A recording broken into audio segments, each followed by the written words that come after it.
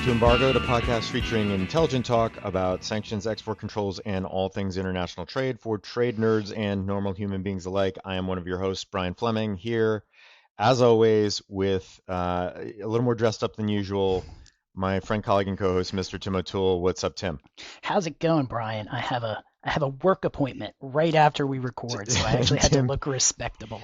Tim has a meeting with the government in about an hour, so as a result, we're going to try to do this very efficiently today, and that actually is good because that was our plan all along, to do an all lightning round episode today to catch up on a few things that we missed while we were out on summer vacation, and to hit on a couple of other new items that have just popped up in the last week or so. So welcome to everybody. Welcome back to Embargoed. Thank you all for listening. Thanks to everybody who listened to the episode that we did a few weeks ago with Michael. Appreciate all the good feedback and comments we got on that. And we are back to, as I said, more the normal format, although we are going to go all lightning round style today. So before I get to the quick rundown of the topics, the normal reminders that we are not sharing any confidential information. We're not giving legal advice. Any and all opinions that you hear today are those of me and Tim. So if you disagree with them, they are our fault and our fault alone. If you do like the pod, please subscribe. Please leave us a rating, hopefully a 5-star rating, and spread the word. We are back now that we're just about fully into fall here officially. And so with that, let me give a quick rundown of what we're going to cover today, and then we'll jump right in. So again, on the old lightning round episode, we are going to cover Iran, JCPOA 2.0, Afghanistan, Russia, Belarus, China through the lens of CFIUS, which we haven't talked about in a little while. A recent OFAC enforcement action that is back to Iran again for a few minutes, and then closing with something really truly brand new, which is Ethiopia and the new executive order and the new program that were just stood up on Friday. We're recording this on Monday, September 20. So with that, Tim, any comments before we dive right in? It's a small world, Brian. Lots of different countries in it, and lots of different countries today. Exactly.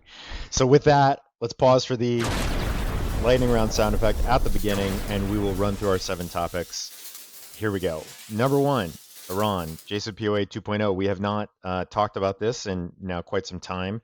With good reason. There hasn't been much going on, but just in the last week or so, there has been some news I think that's worthy to check in on, which is namely that there, since President Raisi was sworn into office in Iran in August, there was a lot of speculation as to what's going to happen next. Will the talks resume, the indirect talks in Vienna?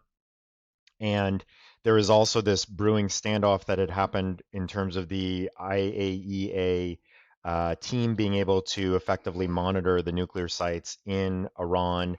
Well, just about a week ago now, that impasse, at least for the moment, seems to have been sort of resolved, which is Iran indicated they would allow the IAEA monitoring team to be able to get access to update some of the monitoring equipment and footage and the sort of recordings that are being made at the sites and the like, and that's all kind of in process now. And that was prompted in part by threat of a censure among IAEA at the IAEA meeting that just took place last week, which could have had some additional consequences at the UN and perhaps beyond. The U.S., not surprisingly, has maintained sort of I think a pretty steady line here that they anticipate talks resuming, that they're waiting for Iran to essentially come back to the table. There's a UN General Assembly meeting in New York this week. There was some expectation that perhaps there could be some talks on the sidelines of that. The U.S. has kind of poo-pooed that to some degree, so unclear whether anything is going to be discussed even on the sidelines of that indirectly this week. But that's pretty much where we are, which is I think everybody is now, we're kind of positioned back in place for more talks to happen soon, which both sides and all of the P5+1 countries seem to indicate is the expectation that that will happen probably sometime in October, but that's kind of where we are. So I'll throw it to Tim for any quick thoughts on that. Yeah, I mean, not a lot is happening. I do think, it's interesting to note how far we've come from March and April when we had leaks from, a bunch of the parties in the room suggesting that a resumed deal was imminent. Now the good news is that the deal is not dead yet, because if the U.S. had lodged a grievance with the IAEA and Iran had basically refused to comply with any sort of monitoring, I think the deal would have been dead. So it was on the brink. It didn't die yet, but we do seem pretty far away from a renewed deal since talks aren't even going on at this point. Yeah, sort of two final quick points. One is I saw somewhere that someone pointed out, like, look, with Raisi coming in and he's got a whole new team that he's putting in place to be part of the talks, not surprisingly. If he had wanted to kill the deal, he could have done it right now, right? So the fact that he did not do that, I think, signals that Iran does still want a deal. The U.S. clearly still wants a deal. I think everybody involved in the P5+1 wants a deal. How we get there continues to be the sticking point, and I think that still remains a little TBD how we're going to get there. And so, I think that's where we are. I will say that I have certainly heard rumblings, and you may have too, from others kind of out in the wild in Europe and other places that they are certainly watching this closely. And I think there's a feeling perhaps that there's some pre-planning going on of like 6 months from now, perhaps we could get back into Iran, and there might be, some things that could be explored and done in the future. I think there's still that optimism, cautious optimism out there for people who want this to happen and want to see things open back up, and assuming the sanctions relief comes through. So, I'll just add that certainly hasn't seemed to gone away at the moment. The fundamental dynamic hasn't really changed in the sense that the Iranians want back into the deal, all other things being equal, and the U.S. wants back into the deal, all other things being equal. But that's been the dynamic for 8 months now, and they actually don't seem to be that close to a deal. And I do think the longer it takes, the less likely a deal is. So I think the clock is ticking. But I agree with you. If Raisi wanted out, he had an easy opportunity to get out at this point, and he didn't do it. So it's still alive. Yeah. So with that, we'll leave Iran for now. Obviously, we'll be coming back to this soon, but let's move on to Afghanistan, and I will send that to Tim. So Afghanistan, we spent a long time on the last podcast talking about Afghanistan, and what the sticky problem there is that the Taliban is a specially designated global terrorist, and when the government is run by an already designated terrorist group, it creates lots of issues with respect to trade in a particular country, because the government has its fingerprints on all sorts of different transactions, and as a result, anybody who's trying to do business in the country has to figure out, how can I get humanitarian aid into the country, for example, without providing support or basically dealing with the terrorist designated government. As we talked about in the last segment, the dynamic isn't likely to change, because the idea that the U.S. is going to essentially undesignate the Taliban doesn't seem very realistic. If anything, I it think seems that's more been put to I think that's been put to bed at this point. I think it's been right. pretty clear that that's not going to happen. Yeah. Right. I mean, there's lots of reasons it won't happen, but I think politically, from what I'm reading in the last few weeks, it just seems like it's a non-starter, and I don't think the administration was going there.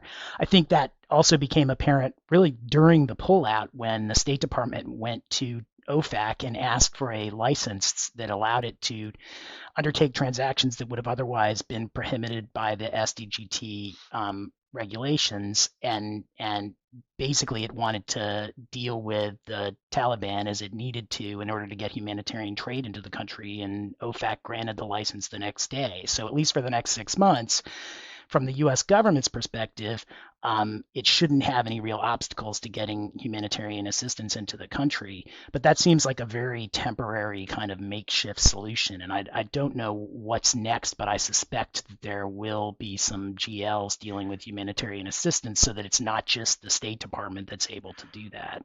Right. The license that Tim's referring to is kind of interesting, and my understanding is that, and the way we've learned about this is that this is being sort of shared with and given to parties who are acting sort of in concert with, or under the direction of, or under the umbrella of the State Department humanitarian efforts, whether it's NGOs or the like. So there is some coverage, at least for the moment, in terms of these humanitarian aid organizations. I would expect at some point there will be a full Iran Afghanistan program and some GLs, as Tim said. I think then that leaves kind of the big picture question that we raised the last time, which is, well, what's the approach going to be kind of long term here?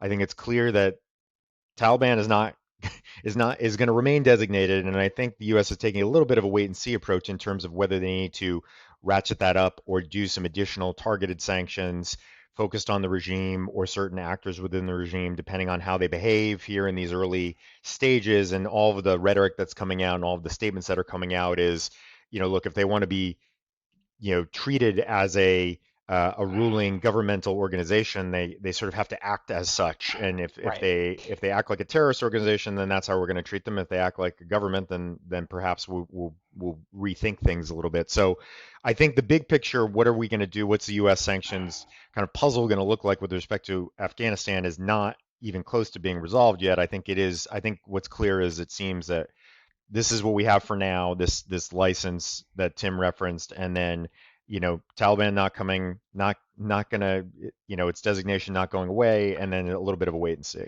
Yeah, I mean, the one thing, the final point that I would add to that is the big consequence of being on the SDGT list for the Taliban, and now that they're the government, is that they're going to have a very hard time accessing funds and making international banking transactions. And for a government, that's a big problem, especially a government here where, if you believe the reports, and I tend to believe them, the government is on the brink of collapse in the sense that they have no infrastructure. They've been war torn for 20 years, and a lot of the reports suggested that a lot of the money that might have been sent to them for that purpose was intercepted by the previous government. And so you've got this kind of government that is teetering and has no access to funds, and that seems to be U.S. strategy here. So it's not an unintended consequence, but it isn't a situation that can last in the long term, because there don't seem to be a lot of alternatives to the Taliban as the government in Afghanistan. Right, right. So yeah, sustainability is not on the side of the current strategy, it seems. So we will Right. have to. That's why I think the wait and see is pretty open-ended and could take us in any number of different directions, kind of long term here. So we'll have to keep a close eye on that. But for now, that's sort of where we are with Afghanistan.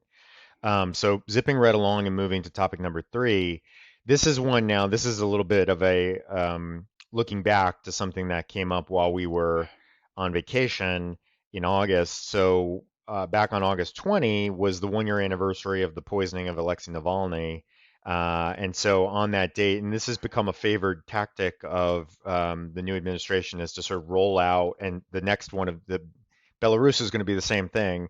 The next, on the 1 year anniversary, there's sort of a sanctions package that gets announced to denounce the behavior, the malign activity that was the root cause of this. And it's sort of a clever kind of marketing strategy, if you will, when it comes to packaging up some of these things. So on that date, there was a number of different sanctions that were announced relating, some under the Chemical Biological Weapons Act, and some under kind of related authorities by both Treasury and state.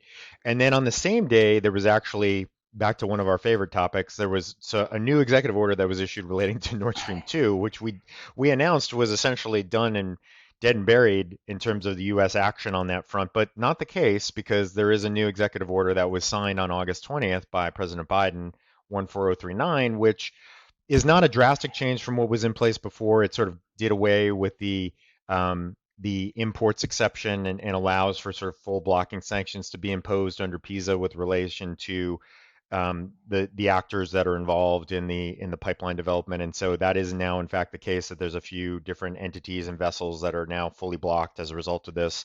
There is a general license in place to cover a lot of activities with those entities, but if they are sort of specifically listed on the SDN list, then they're basically carved out of that. So I guess just any quick thoughts that you have on either of those actions. Just again, sort of Nord Stream 2 is just the issue that's never going to die, it seems, even though we're sort of still using the ally-friendly rhetoric in pushing these things out, and then anything more broadly on Navalny or any of the other activities there. Yeah, I mean, we can talk about it with Belarus too, but I think that these actions are largely symbolic at this point, because they don't really add anything new. But they are designed to kind of coincide with an anniversary, and it makes for a nice press release. But I'm not sure that it's a big change in sanctions law. I mean, there's a few more people on the SDN list or entities on the SDN list as a result, but not much has changed. At least that's S my sense. yeah, some of the CBW Act related things now in terms of imports exports from Russia, I think t sort of tighten the clamps a little bit, but that's kind of the general trend we've seen across the board. So this is sort of more the same in that regard. In my view, I don't know that it's a drastic change, but yeah, I agree with you. I think this is sort of a useful tactic to continue to beat the drum on the sort of Russia malign activities and have this kind of front and center on a fairly regular basis with this administration. So yeah, not too much more to add there. And so with that, yeah, let's pivot to again the sort of kind of a kind of related topic, a sister topic, which is Belarus and what we saw come out Right, right, in August as well. right around the same time is August 9th. Executive Order 14038 was signed by President Biden. It relates to Belarus.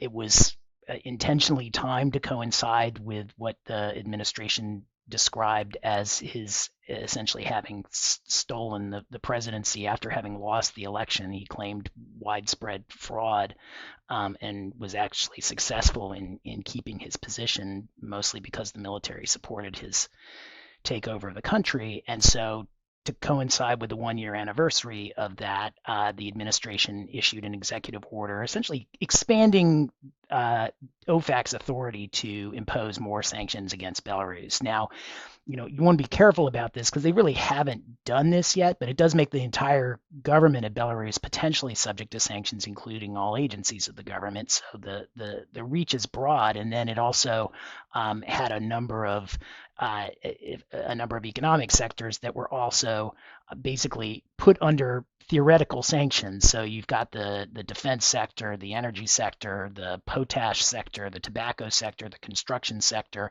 They made a number of designations that day as well, and they, with respect to these sectors, they often described those sectors as, this portion of Lukashenko's wallet, I think is OFAC's term. Essentially, these were sectors that OFAC had decided and entities that they designated that OFAC decided had been not only supporting Lukashenko, politically, but also financially. And so the purpose of these designations, the stated purpose, was to essentially try and cut off Lukashenko's access to resources. They also sanctioned, one legislator who supported him after he apparently ordered the seizure and kidnapping of an airplane that was flying over Belarus back in May, and some of the individuals who participated in that operation were also put under sanctions. So it was significant, but I do still see kind of a hesitation to go after Belarus more strongly, in part because it's in the heart of Europe. There's more connections between Belarus and some of the friendly countries there. I think we're also deferring some to the EU on this because this was essentially an attack on an EU flight, EU country to EU country, and so I think we're letting the EU take a lead. But from a symbolic perspective, it was interesting to do this a year later. From a what is the short term effect going to be? I'd say it's not going to be huge. I've gotten a few calls about it already from some of the sectors that had connections to the U.S., which obviously created big problems for those companies. But as a practical matter, I think this is one that sets the stage for really ramping up sanctions if the Belarusian government continues to misbehave. But in the short term, I think this is probably all that's going to happen in the short term. Right. I would just add sort of two additional comments along the same lines. One is, as Tim said, given the breadth of the executive order, which now makes many of these key industries in Belarus key to the regime and key just to their economy more broadly, it just makes it that much more complicated to sort of continue to do business, without incurring lots of risk in that jurisdiction. And I think it's that those are the types of calls that I think we're getting, which are people looking ahead. They're not necessarily dealing with parties that are sanctioned right now, but now they're fearful that they could be dealing with parties or have business or have connections or partnerships in sectors that are going to be susceptible to sanctions in the future under this executive order. And so what do we do? Do we pull up stakes now? Do we sort of have an escape plan if things get worse? What do we do? So I think those are sort of the risk judgments that a lot of companies are looking at right now, especially companies that are based in Europe that have just more connections there generally, I think. And then the second thing is it strikes me that this approach is very similar to what we've seen with Burma. Yep. And so it's sort of the same kind of approach. It's, the executive order, it's kind of the wallet. You sort of canvassing the wallet of the regime, the disfavored regime, to try to put in place all the authorities you need to go after their sources of revenue and potentially target those in a strategic way to dry up their resources. But you're trying not to put the clamps down and impose something that is going to be more drastic and could then have secondary, tertiary consequences that you just don't want to trigger. And so I think that this, to me, seems like a very similar approach there. It gives the U.S. and gives OFAC more flexibility to expand in the future in a more targeted way. But right now, it is they're trying to be a bit surgical into how they go about this. Yeah, I mean, I think it sets the stage. It also just dries up foreign investment. I mean, people who see these orders and particularly how broad these sectors are not going to make a decision right now to go into those sectors. They may not pull out immediately, but they're certainly those sectors are likely not to expand in Belarus anytime soon. Now that they're kind of the potential target of sanctions, somebody wants to get into those sectors knowing that one stroke of a pen and that your supplier is an SDN. Right. Absolutely. Okay, and so with that, we are flying along. We're on to topic number 5, and this is a favorite of ours, but one we haven't talked about in a while, which is CFIUS in China. So there was a transaction in particular that was in the news or in the spotlight to some degree, just in the past few weeks, relating to a transaction focused on the semiconductor industry, which, as we know, is a hot button topic when it comes to China, whether it be with respect to foreign investment or export controls or the like. And so this is the Magna Chip Semiconductor Corporation. This is a deal, and for the background here, very quickly, for those who don't know about this, back in the early part of this year, there was a deal announced, and Magna Chip is actually based in South Korea, but incorporated in Delaware through various, its structures. And there was a Chinese PE firm that was investing in this South Korean entity, and CFIUS got wind of this. It was not notified to the committee, but because they are listed in the U.S. and they are incorporated in the U.S., there was a notice that was sent by the non-notified team at CFIUS to say, we think we need to see a filing on this transaction because it comes within our jurisdiction. And they went through the process, and apparently by late August, there was a letter that was sent that said, we believe there's unresolved national security issues that can't be mitigated, and we're prepared to refer this matter to the president for prohibition, for blocking. And what has now happened, it seems, based on the 8K filing with the SEC that Magna Chip made just a few days ago, they apparently requested of CFIUS the ability to do what's known as a withdrawal and refile, which we've talked about before, which is typically something you do when you kind of run out of time in the CFIUS process and you say, look, we want to take one more go at trying to come up with some solution that might be palatable to the committee that would prevent this from being recommended for a block to the president. And so that's where they are now.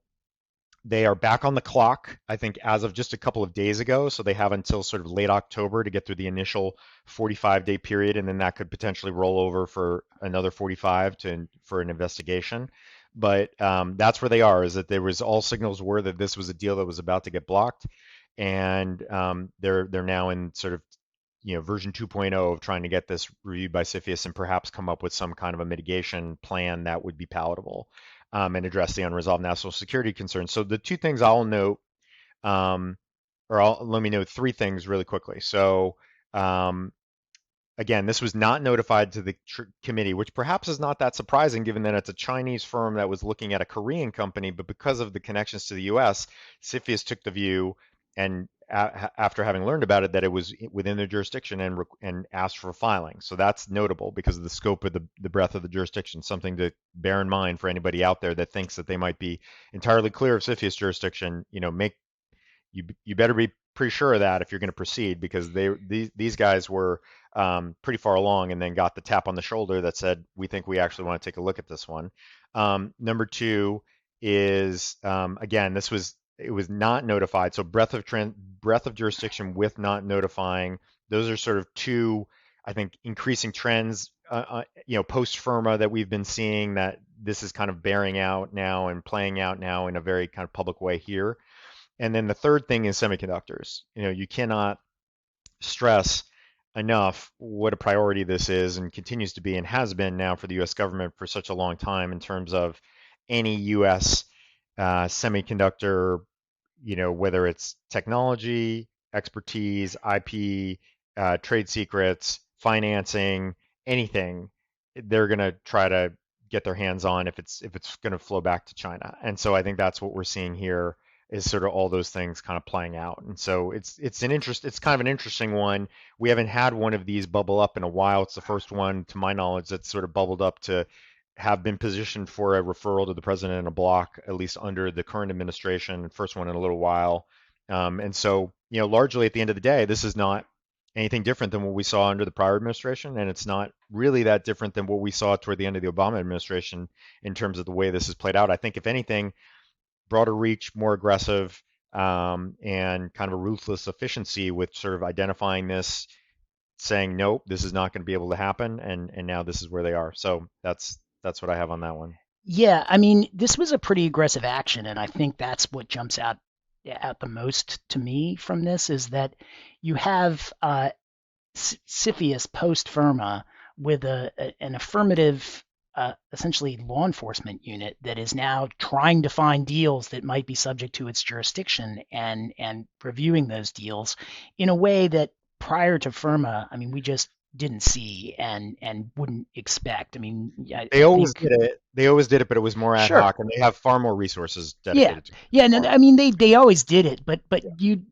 pre FIRMA and pre the building of this unit, the assumption was basically it could come to their attention, and if it did kind of randomly come to their attention, then they certainly have always had the power to reach out like this, but they just weren't doing it on such a regular basis. It was just random as to the transactions they'd find. This doesn't seem random at all. This seems like they're watching this industry in particular very, very closely, and are getting staffed up enough so that they can go after transactions like this, when they want to and need to. I mean, the second thing that I'll throw out there is it's also just another good example of how aggressive they're being on China. And this is not, it might relate to Huawei. I mean, I think there's a lot left behind the scenes that we don't know about, in the sense that the semiconductor charge has been led, by the actions that the Commerce Department in particular has taken against Huawei with respect to Huawei's entity list status, and basically,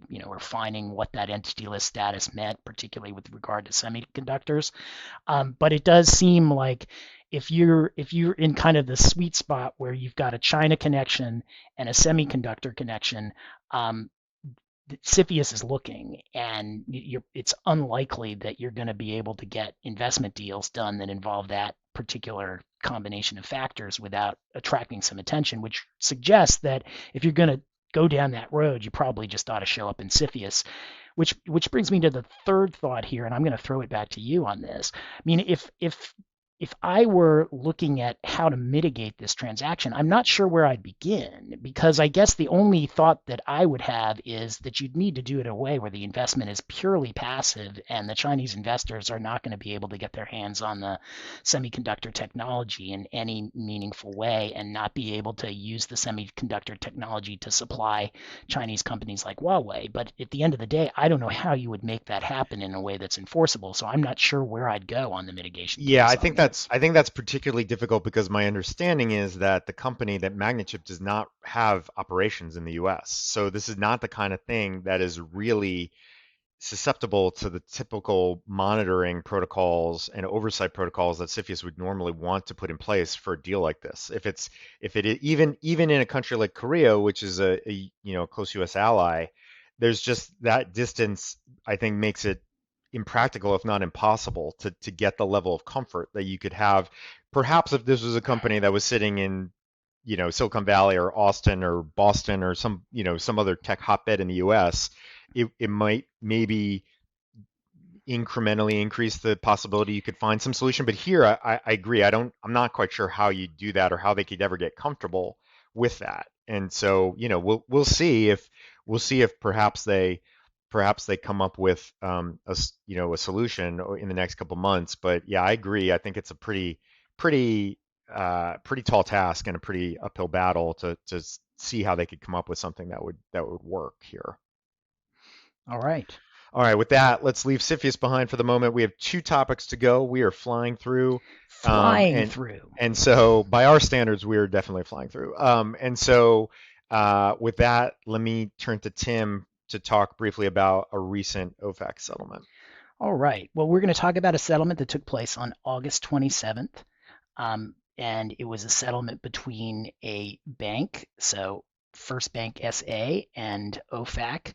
First Bank SA is located in Romania, and it essentially admitted to having processed U.S. dollar payments for a bunch of sanctioned countries. So essentially, it was processing U.S. dollar payments for entities located in Iran. It was processing U.S. dollar payments for entities located in Syria, and it was also processing euro-denominated payments to Iran as a foreign sub of a U.S. company. And so that last one is something that I wanted to think a little bit harder about, because at least in 2018, First Bank was a Romanian bank.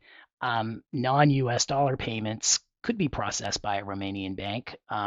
Potentially there were some secondary sanctions issues, but if it's euro payments and it's a Romanian bank and there's no U.S. nexus to the transaction, then these potentially were not sanctionable transactions. But in 2018, First Bank, a Romanian bank, was bought by a U.S. company, and so it was bought by J.C. Flowers. And after J.C. Flowers took over, J.C. Flowers, I believe, did a review post closing and determined that there were at least some potential sanctions issues. Did a voluntary disclosure and then did a 5-year look back and found these violations that I was just talking about. As it turned out, that was good for J.C. Flowers because essentially, once it found these and disclosed them, and there were a decent number of them, I think it was about $1.7 million worth of transactions, they all came under the umbrella of the voluntary disclosure, and it was able to take what could have been a pretty high penalty given the number of transactions and the amount, and came to a settlement of 862,318, which is pretty good considering how long the violations took place and what was happening in connection with them. And I think it's an example of a situation where when you're weighing should I go do a voluntary disclosure, it's a good example of how you can get pretty significant leniency from a voluntary disclosure. I think what it illustrates, and this is how I think we would have read it anyway, but OFAC always gives the little helpful lessons at the end. One is that, as a Romanian bank, it appears that First Bank was not particularly conversant in U.S. sanctions and what sort of U.S. nexus could potentially result in a U.S. sanctions violation. So it was doing dollar transactions without seeming to realize that was a sufficient U.S. nexus, which is a problem. I mean, even before the U.S. takeover, and then after the U.S. Takeover, it became subject to the provision of the Iran regs that deals with U.S. owned or controlled companies. And so, it's a good example of, both when you are a U.S. investor, how minimal the OFAC knowledge might be, even within foreign banks. And which is why when you do a transaction like this as a U.S. company, you've got to come in, do your due diligence, do your post-closing due diligence, and really try and make sure that you get the house in order, because this, obviously nobody wants to get, close to $900,000 penalty, but this could have been a lot worse if they had handled this differently and had come to OFAC's attention another way. So it's, an example of why voluntary disclosures are sometimes helpful to companies, and why, as a U.S. investor, if you buy a foreign company, you really do need to do your risk assessment and do your look at potential OFAC compliance. And when you find bad stuff, make an informed decision about whether to disclose. Yeah, no, I agree with all that. I would just add a couple of quick points. One is, to me, it's that last piece. It's the euro-denominated transactions that occurred entirely outside the U.S. financial system, but occurred after the U.S. parent had bought the Romanian bank. Yep. And then, as Tim said, that then puts you under um, 215, and you're going to be covered by the foreign entities owned or controlled by U.S. persons provisions. These are the provisions, of course, that during the time the U.S. was part of the JCPOA, that General License H was intended to sort of allow a bit of a carve out here, where as long as no U.S. persons involved, you can the non-U.S. aspects of these types of entities were allowed to do some of these types of things depending on the circumstances. But here, not the case any longer, obviously. And I think that's one where people get tripped up on that a lot. And I would also add, in the same vein, I think people also say, and this it seems was just a bit of a disconnect when the U.S. parent came in. They ascribe, well, if we just do the transaction in euros, then we'll be fine. We don't have to worry about OFAC, which is just not the case. It is just Right. not the case for a variety of reasons. This being one of them is obviously is here Right. with the U.S. parent, then put you in very different footing. But even if it was not a U.S. parent and euros were involved, then then you still have to worry about sort of the banks you're dealing with and many other aspects of it in terms It of could be U.S. right, goods. You could have a U.S. person that's in the chain in some that are other way providing services. facilitating. Right. Exactly. Yeah. So I think that I just wanted to flag that one thing because I've heard so many times when people say, well, as long as we do it in euros, it won't be a problem. And that's not necessarily the case. And so anybody who thinks that that is shorthand for it is U.S. sanctions compliant as long as we do it in euros, that is under the ITSR, that is just don't use that as a fail-safe, because you need to think through the other consequences of the structure, who's involved, and how it's all going to work to really understand whether or not it is in fact compliant. You can see how this happened. I hadn't really focused on it until you were talking about this last kind of tranche of euro payments, but the timing also would have It's created right after great the confusion. I mean, reimposition, it's right? it's as General License H was going Going away, away. Yep. and not only that, I mean, these transactions are pretty soon after the takeover. I mean, it's been my experience. I mean, it's not um, best practices, obviously, but when a company does its due diligence, does the takeover, um, it takes a little while to actually come in and do all of the post-closing, due diligence and/or, the remediation measures that you need to take. And so here, these transactions were only a few months after the close, and while General License H is essentially going away, but creating confusion along the way. And so I can see how it happened, although Right. it is a real problem because they certainly weren't. I think they were doing exactly what you said, Brian, which was, well, these are euros, so we don't have to worry about it. Right. It may very well have been the case. And so, in any event, I think just a few interesting little tidbits from that one, that maybe you don't see in every OFAC settlement. So we just wanted to call those out, bring them to attention quickly, because they are pretty common. These are common issues that we see that come up time and again, sort of across the board, not just in the financial sector, but in other sectors that have these types of issues come up. And so that brings us now to the final topic of the day, the final topic of the episode, which is Ethiopia and the new executive order that was just issued on Friday, and the new program that has now been stood up to address humanitarian and human rights related concerns in Ethiopia. And so, this is uh, the the executive order that's in place here. And I should say we've gotten already a number of questions, as I'm sure many others have as well, because you see a new program, you see a new executive order. I think immediately people say, well, wait a minute, does that mean I have to stop doing business in Ethiopia? Does that mean that, how broad does the sweep?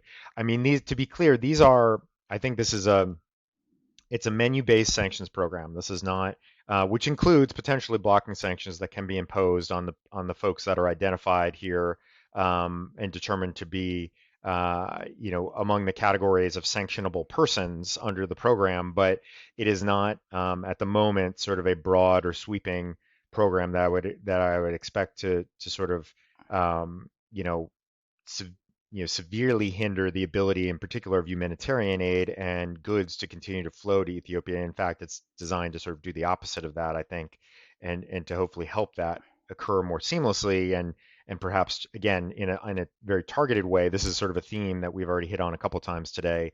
Go after sort of the true bad actors in the view of OFAC and the U.S. government, and put them sort of target them for certain menu-based sanctions, and then hopefully allow for the unencumbered flow of humanitarian aid and goods to continue to go to the country. So that's sort of in a nutshell what you're dealing with here um, with the new Ethiopia executive order. So I'll throw it to Tim for some quick thoughts on Yeah, that. I mean, I don't have much to add to that. I mean, it's basically, the questions that I'm seeing so far are, is Ethiopia under sanctions? I've got some business opportunities there. Can I not do business in Ethiopia? And the answer is no. This was not designed to keep business out of Ethiopia.